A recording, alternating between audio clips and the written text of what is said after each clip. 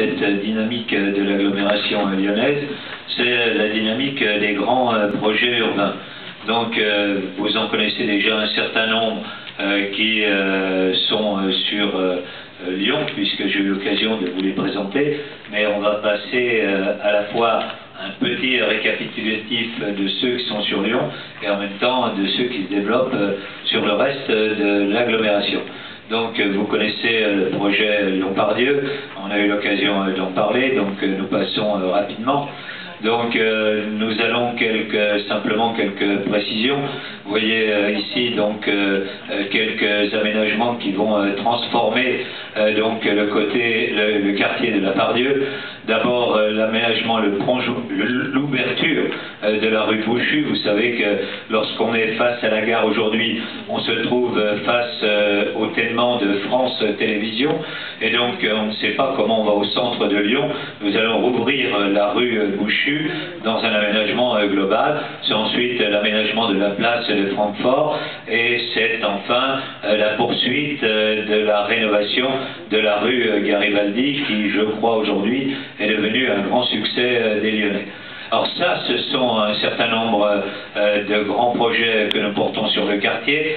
Évidemment, ce qui est, j'allais dire, central, c'est le cœur de la gare. Et vous avez ici une image du nouveau hall qui va être doublé par rapport à la superficie actuelle, et donc vous voyez qu'il n'est plus encombré par l'ensemble des équipements que vous avez aujourd'hui dans le hall de la gare et qui font que ce hall est devenu totalement impraticable par les voyageurs. Donc, vous voyez une perspective de cette gare et donc le hall de la gare. Je rappelle 340 millions d'euros qui vont être investis, 6 partenaires, et nous avons un comité stratégique qui va avoir lieu, je crois, la semaine prochaine sur la redéfinition et surtout la mise en œuvre pratique de la rénovation de la gare. Donc, la Part-Dieu, c'est à la fois des projets publics, mais c'est en même temps un certain nombre de projets privés. Projet privé, c'est la restructuration du centre commercial. Donc, ce centre commercial, aujourd'hui, est un centre extrêmement fermé. Nous avons choisi un grand architecte qui s'appelle Willy Mas pour pouvoir réouvrir ce centre sur la ville. En même temps, les cinémas qui sont à l'intérieur du centre, les bars, les restaurants vont être transférés sur le toit avec l'aménagement d'une très belle terrasse paysagée avec vue sur l'agglomération lyonnaise.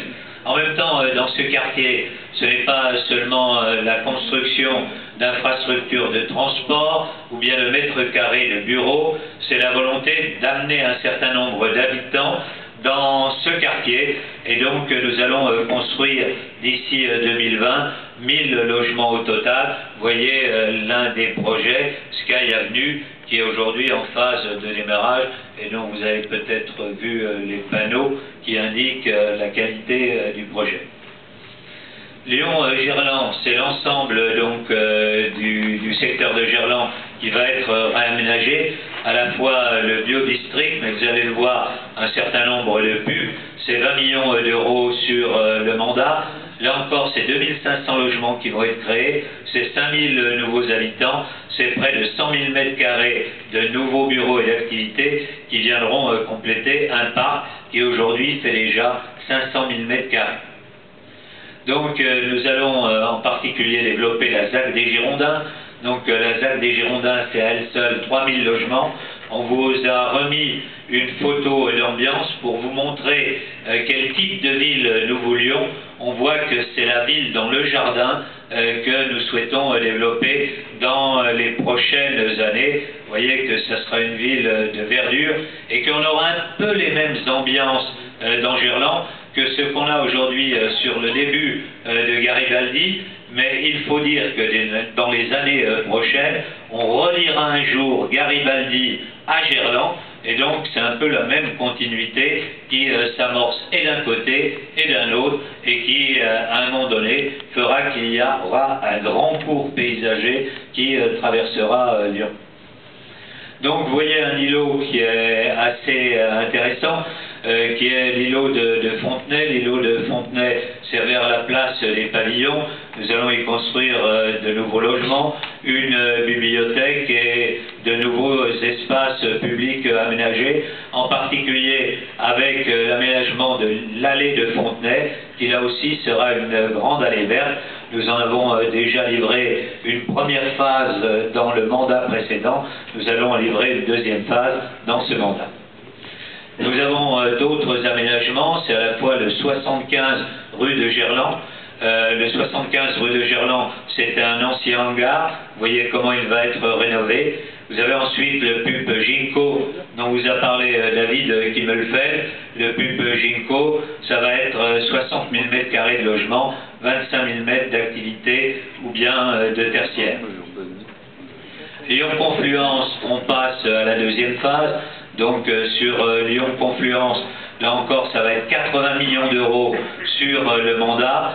Ça va être d'ici 2020, 295 000 m² à construire. Avec la première phase qui s'achève, vous voyez, je le montre pour ceux qui ne l'avaient pas vu dans la présentation de Lyon, le dernier immeuble qui est en cours de construction et qui va être réalisé par Rudy Ricciotti, c'est celui du haut et qui va compléter l'aménagement des docks. On va dire c'est la dernière grande image architecturale qui va venir prendre place sur les docks. Donc nous allons développer la deuxième phase. Sur la deuxième phase, nous sommes en train de lancer l'îlot A3, que vous voyez ici avec Herzog et Lemeron, qui par exemple va faire l'immeuble de belle hauteur que vous voyez là, devant la place François Mitterrand. Mais c'est aussi la livraison des îlots A1, B2, C2 et la construction d'un parking de 800 places que nous allons mettre sur les quais, de manière à ce que les gens laissent leur voiture sur les quais et n'aillent pas à l'intérieur de la confluence et qu'ils s'y déplacent à pied ou en vélo ou en tramway. Nous voyons ici donc l'aménagement de la gare de Perrache avec, je vous l'avais dit, pour nous aujourd'hui la priorité à l'aménagement de la voûte ouest, qui doit permettre de faire communiquer les étudiants qui vont venir s'installer dans l'université des prisons avec l'université actuelle, place Carnot. Nous passons maintenant au Carré de Soie. Carré de Soie qui entre dans sa phase de réalisation, qui est entré depuis quelque temps déjà dans sa phase de réalisation. Et donc d'ici 2020, c'est 120 000 m² de bureaux, 2000 nouveaux logements et des espaces publics dédiés qui vont être réalisés sur ce Carré de Soie. Vous voyez ici, nous achevons la première phase du secteur TAS. Donc ce projet, c'était 680 logements, c'était 17 000 m² du bureau. Vous voyez ici quelques immeubles qui ont été édifiés au cours du mandat prochain.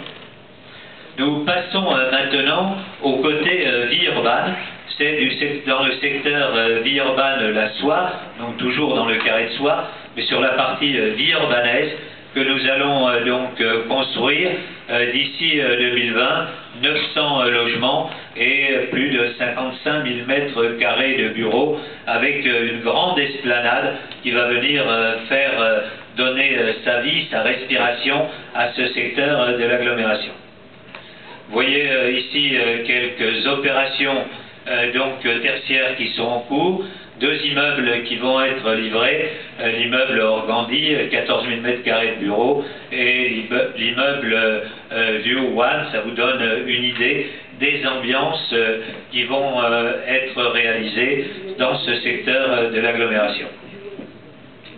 Nous allons toujours dans ce secteur donc de Vaux-en-Velin développer deux autres opérations, ce qu'on appelle le pub Jiménez, et qui va nous permettre de réaliser 40 000 m² au total, 600 logements, 1300 habitants nouveaux dans le secteur, et le pub Kaiser, qui va nous permettre de réaliser 29 000 m² de logements, de surface de chaume, 180 logements et 20 000 m² de bureaux. Ainsi, c'est tout cet arc qui commence à s'organiser autour de Vaux-en-Velin, vie urbaine la soie, qui, jusqu'à il y a des temps récents, était effectivement une grande friche industrielle. Sur le Carré de Soie, c'est aujourd'hui un quartier qui attire les entreprises et les investissements privés. Nous sommes en train de terminer le siège d'Alstom. Ce siège, vous le voyez, est important. C'est 36 000 m². Il va accueillir 1800 salariés et donc nous l'inaugurerons à la fin de l'année. Alors nous allons inaugurer donc le siège d'Alstom et nous allons commencer les travaux pour le nouveau siège social France d'Adecco. C'est 13 000 m², c'est 1000 salariés. Donc vous voyez que tout ce secteur du Carré de Soie va commencer à avoir une vie intense, que ce soit au niveau de l'activité ou bien que ce soit au niveau du logement. Donc voilà pour quelques grands projets. Ça